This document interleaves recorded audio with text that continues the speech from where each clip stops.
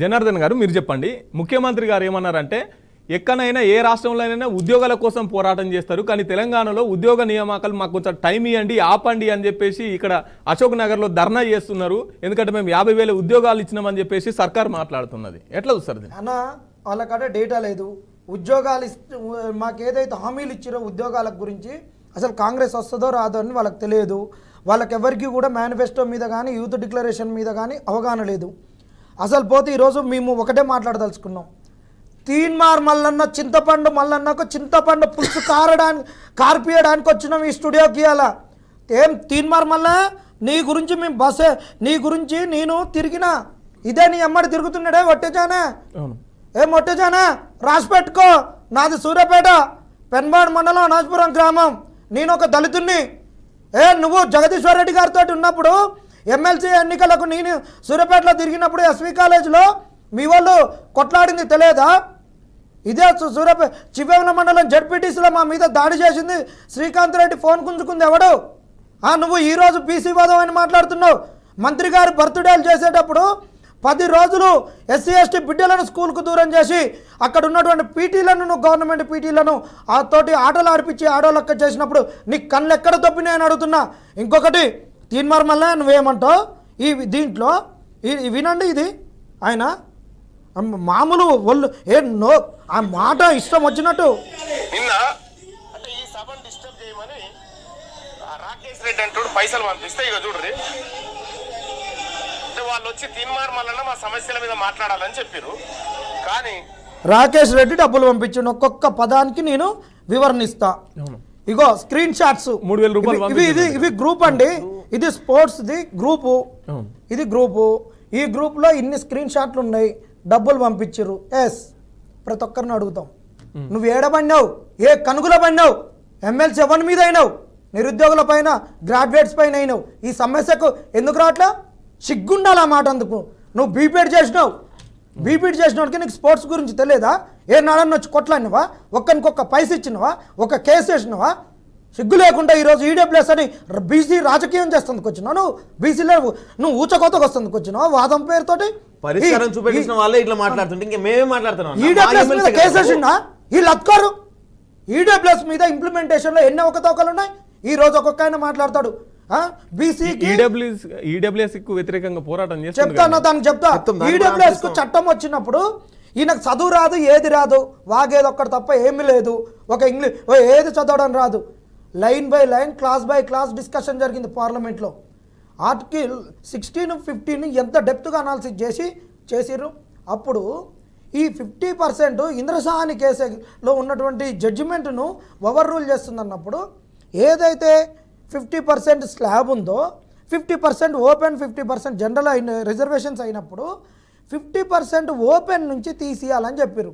ఆ 50%ను 100 అనుకొని 100 ఉద్యోగాలకు నోటిఫికేషన్ ఇస్తే 50 రిజర్వేషన్స్కి పోతే 50 ఓపెన్ అయినప్పుడు ఈ 50ని 100 అనుకొని 100 నుంచి 1 to 10% ఇవ్వాలి. ఇవాళ ఇస్తున్నటువంటి రోస్టర్ ఫిక్సేషన్ ఎక్కడుంది?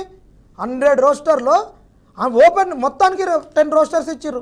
ఓపెన్ నుంచి ఇవ్వలే. ఆ ఇంప్లిమెంటేషన్ మీద కేసు అయ్యారు అంటే ఇంతవరకు కేసు వేయలేదు. నీ కాడ డబ్బులు లేవా? నీకు ల్యాండ్ క్రూజర్లు వచ్చినాయి, విల్లాలు కొనుక్కుంటావు, అన్నీ కొనుక్కుంటావు, నువ్వు అన్నీ మారుతావు. నీకు 1 కోటి రూపాయలు పెట్టేస్తందుకు లేదా? డబ్బులు అడిగి ఎందుకు వేయలేకపోయినాను? ఎందుకు కేసు వేయలేకపోయినావు సుప్రీంకోర్టులో? ఊకే మాట్లాడతావు.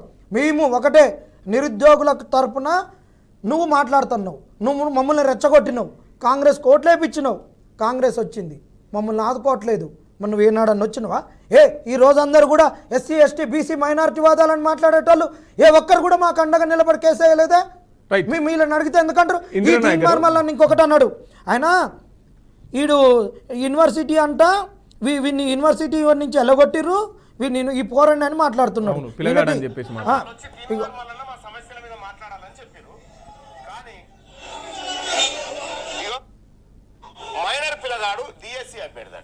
మైనర్ పిల్లగాడు డిఎస్సి అభ్యర్థి. సిగ్గుండాలి మళ్ళీ నీకు. నీ కాంగ్రెస్ వాళ్ళు ఈ మాటలు అంటున్నా సిగ్గుండాలి. ఇవాళ 44 సంవత్సరాల వరకు నువ్వు ఏమిచ్చినవా? ఓయో పరిమితి ఇచ్చినావు. ఎస్సీలకు 5 సంవత్సరాలు. ఎన్ని సంవత్సరాలు అవుతుంది? 49 సంవత్సరాల వరకు ఉంటుంది. 49 సంవత్సరాలకు డిఎస్సి రాసుకునేటువంటి కొడుకు ఉండడా? ఉండడా ఉంటాడు. ఉంటాడు. వాని అయ్యకు ఉద్యోగం రాలేదని కొడుకు వచ్చి మా అయ్యకు సాయం చేస్తామని ఆ పోరాడు రాసిండు. కరపత్ర మనకు మీ చేతులు పట్టుకున్న ఫ్లకార్డులు రాసిండు. వాడిని పట్టుకొని వీడి మైనర్ తిన్మార్ మల్లన్న కపర్దార్ పుట్టినప్పుడే సావు రాసుకొని వస్తాం, గుర్తుపెట్టుకో. ఓవరాక్షన్ చేయకు. మంత్రులను ఎమ్మెల్యేలను బ్లాక్మెయిల్ చేసినట్టు కాదు. నీ నోరుకు అందరు భయపడి ఈ పోనీయుడు చిల్లరగాడు హౌలాగాడు అవారగాడు అని వదిలిపెట్టినట్టు నిన్ను వదిలిపెడుతుంటే నువ్వు రెచ్చిపోతున్నావు. ఖబర్దార్, నిరుద్యోగులతో పెట్టుకుంటున్నావు, కొర్రీ మంటతోటి గోక్కుంటున్నావు. ఈ బీఆర్కే న్యూస్ సాక్షిగా చెప్తున్నా, నోరుంది కానీ అద్దు అదుపు లేకుండా ఇష్టం వచ్చినట్టు ఎవిడెన్స్ లేకుండా వీడు వాడు అని మాట్లాడితే నేర్క చీర్చేస్తాం నిరుద్యోగులం. ఇంకొక మాట అన్నాడు, ఇది నన్ను చెప్పాను. డిఎస్సి అభ్యర్థట ఇగో ఈ పిల్లగాడు ఉండా, ఈ పిల్లగాడు నిరుద్యోగుల పేరు చెప్పి అక్కడ ఇక్కడ కేసులు వేస్తామని పైసలు వసూలు చేసేటువంటి పిల్లగాడు. ఈ పిల్లగాడు ఓయూ పేరు చెప్తే ఆ ఓయూ వాళ్ళు ఈయన బెదిరించారు. అరే నువ్వు ఓయూ పేరు చెప్తే నీ సంగతి వీడు పోరగాడు గిరగాడు. అరే నోరా తాటి మట్ట తాగి మాట్లాడినా నైట్ తాగింది దిగలేదా?